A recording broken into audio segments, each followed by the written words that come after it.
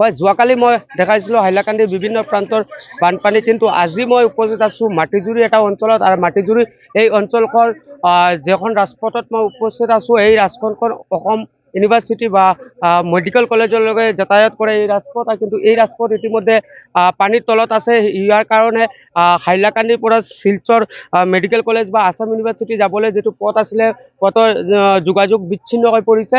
মই ৰাতিপুৱাৰ দৃশ্য মই ND24 দৰ্শকক দেখাই দিব বিচাৰিছোঁ।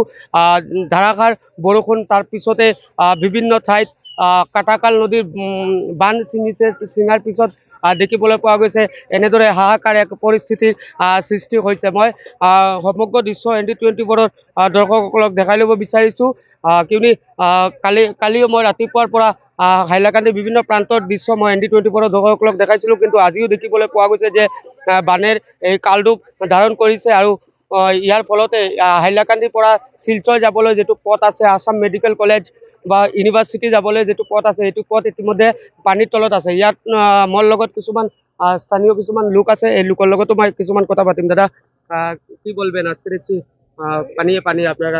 কি বলবো, এক মাস অন্যা গুলা আমরা এখানে আইসে ফ্লাড আগর ফিরা যে গুলা দিছে এখনো পর্যন্ত গড় আমরা শুকাইছে না, কিন্তু এখন আবার গুলা আই গেছে একমাত্র এই আঙ্কাই আর লঙ্কাই একটা বান্ধর কারণে। কিন্তু আমার কথাটা হইলো ফ্লাড কন্ট্রোল ডিপার্টমেন্ট কি করে, ফ্লাড কন্ট্রোল ডিপার্টমেন্ট কি করে এই অবস্থা যে আমরা বর্তমানে শিবিরের কোনো ব্যবস্থা নাই, সরকারি কোনো মানুষ এখনো পর্যন্ত আইছে না, ডিসিরও কোনো জ্বর নাই, এডিসিও আইছে না, মানুষ ওলা অবস্থা হয়েছে, মানুষের খানিরও কোনো জ্বর নাই। কিন্তু আমরা কি করব, এমন হয়েছে বর্তমানে মানুষের রুজিরও কোনো জ্বর নাই, কোনো অবস্থা নাই মানুষের, আমরা রেখে উদ্ধার করতো, শিবিরেরও কোনো জ্বর নাই, সরকারি কোনো মানুষ এখনো পর্যন্ত আইছে না। হয়, জানাইছোঁ, ধন্যবাদ জানাইছোঁ। আৰু লগত কিছুমান লোক আছে, লোকৰ লগত মই কিছুমান কথা পাতিম। দাদা, কি বলবেন আজকে দেখছি জলের তলে আপনার সব পরিয়াল এখন জলের তলে আছে? আমরা কি বলবো, এক মাস আগে ফ্লাড হয়েছে, কিন্তু এই ফ্লাড হওয়ার কারণে আমরা এই অঞ্চলের গড় বাড়ি সব বুড়াইলে আসলো। এই ফ্লাড হওয়া এই অঞ্চল বেজান গরিব মানুষ আছেন, কোনো খাস আম পাইতে না, কিন্তু এই মানুষের কোনো একটা সুবিধা করে দেওয়া হয়েছে না। ধন্যবাদ জানাইছোঁ। আৰু এজন আছে দাদা, কবা আজি দেখিছোঁ গড়িতে পানীৰ তলত আছে।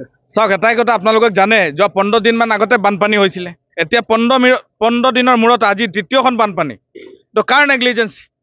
এইটো জলসম্পদ বিভাগৰ নেগলিজেঞ্চি, আমাৰ জনপ্ৰতিনিধিসকলৰ নেগলিজেঞ্চি। আৰু তেওঁলোকৰ এনেধৰণৰ কাৰ্য কমনিকাৰ বাবে আজি মানুহ এনেধৰণৰ কাৰ্যত পৰিব লগা হৈছে। তৃতীয় কথাটো কৈছোঁ, আজি ৰাতিপুৱাৰ পৰা মই চাৰিওফালে ঘূৰি আছোঁ, এইটো অলপ আগতে হেৰি হৈছে, কিন্তু জিলা আয়ুক্ত, চাৰ্কেল অফিচাৰ, লালাকক, হাইলাকান্দিকক তেওঁলোকৰ কোনো ভূমিকা নাই, তেওঁলোকৰ কোনো প্ৰতিনিধি নাই, SDRF বাহিনী নাই। আজি এইসকল মানুহ ক'ত থাকিব? এতিয়া মাটিজুৰি হাইস্কুল কোনোবা মানুহে মাটি ব্যৱস্থা কৰি আছে, তেওঁলোক ক'ত শুই আছে নেকি? গতিকে তেওঁলোকৰ কাম নাইকিয়া অফিচাৰবিলাক হাইলাকান্দিত থাকিবলৈ দিয়া নহ'ব। এইবাৰ ফ্লাডৰ পিছত তেনেধৰণৰ অফিচাৰৰ বিৰুদ্ধে হাইলাকান্দিত প্ৰতিবাদ হ'ব, এই কথা কোৱা হৈছে। আৰু এটা কথা কৈছোঁ, জলসম্পদ বিভাগৰ মন্ত্ৰী পীযুষ হাজাৰিকাই বৰাক উপত্যকাৰ কৰিমগঞ্জ আৰু শিলচৰত আহিব পাৰে, হাইলাকান্দিত কিয় কাৰণে আহিব? বৰাক উপত্যকাৰ বাহিৰত দিকে হাইলাকান্দি। মন্ত্ৰী পীযুষ হাজাৰিকা শুনি আছে যদি এটা কথা কৈ দিব খোজা হৈছে, এইবাৰ হাইলাকান্দি জিলাৰ আংকাই লংকাই আৰু তেওঁ এই আংকাই লংকাই আৰু তছলাকালত আহক, তেওঁলোকে এইটো মেৰামতি কৰিবৰ কাৰণে ব্যৱস্থা কৰক, অন্যথা কিন্তু ইয়াৰ বিৰুদ্ধে প্ৰতিবাদী কাৰ্যসূচী ৰূপায়ণ কৰা হ'ব। দেখিছোঁ ইয়াত বহুত কেইটা গাঁও আছে, ইতিমধ্যে পানী তলত আছে। কিমান গাঁও আছে? মই এতিয়া কৈছোঁ, আপুনি যদি চাই সুদৰ্শনপুৰ পাৰ্ট 2, সুদৰ্শনপুৰ পাৰ্ট 1, বন্দুকমাৰা, নিমাই চান্দপুৰ, বৰ হাইলাকান্দি, পূৰ্বগুল, মাটিজুৰি, দক্ষিণ সোণাপুৰ, বাঁছদৰ, গোটেই হাজাৰ মানুহ, ৰংপুৰ হাজাৰ মানুহ প্লাবিত হৈ আছে। এইবিলাক মানুহ ক'ত যাব? তেওঁলোকৰ খোজ খবৰ আছে নেকি? SDRF বাহিনী ক'ত আছে? হেল্থ ডিপাৰ্টমেণ্ট ক'ত আছে? ভেটেনাৰী অফিচাৰ ক'ত আছে? চাৰ্কেল অফিচাৰ ক'ত আছে?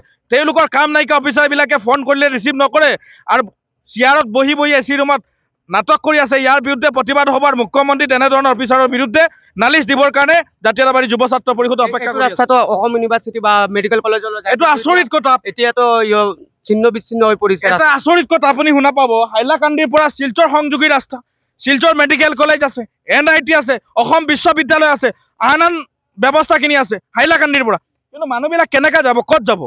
গতিকে এই সম্পৰ্কত তেওঁলোকৰ জ্ঞান যদি নাথাকে, আমাৰ পৰা তেওঁলোকে জ্ঞান ল'ব লাগে, আমাৰ পৰা তেওঁলোকে শিকিব লাগে, আমাৰ পৰা তেওঁলোকে বিভিন্ন ধৰণৰ হেৰি কৰিব লাগে এৰিয়া সম্পৰ্কত তেওঁলোকে নামাতে তেওঁলোকে নকৰে আৰু তেওঁলোকে ফোন ৰিচিভ নকৰে হাইলাকান্দি চাৰ্কেল অফিচাৰগৰাকীক ৰাতিপুৱাৰ পৰা ফোন কিয় ৰিচিভ নকৰে মানুহে ইমান ফোন কৰি আছে লালা চাৰ্কেল অফিচাৰ কিয় শুই আছে তেওঁলোকৰ এনেধৰণৰ কাম নাইকিয়া অফিচত আহি থাকিব লগা যি মন্ত্ৰী হাইলাকান্দিত আহিব তেওঁলোকৰ ওপৰত ব্যৱস্থা গ্ৰহণ কৰিব নোৱাৰে তাৰ জবাবদিহিন কৰা হ'ব এই কথা স্পষ্ট ধন্যবাদ জানাইছো ইয়া আছিলে মাটিজুৰি এটা অঞ্চলৰ দৃশ্য আৰু মই বিভিন্ন প্ৰান্তৰ দৃশ্য মই ND24 দৰ্শকক দেখাবলৈ চেষ্টা কৰিম